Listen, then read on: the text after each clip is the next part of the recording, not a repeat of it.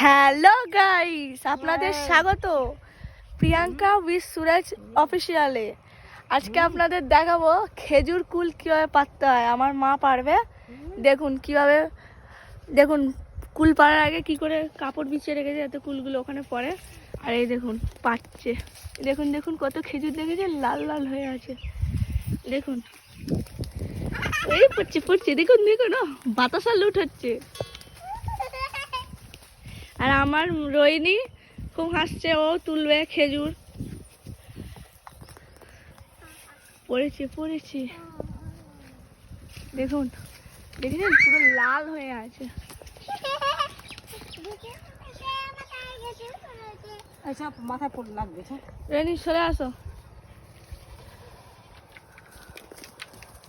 দেখুন দেশে থেকে মজা দেখেছেন কি, কুল পাড়া হচ্ছে খেজুর।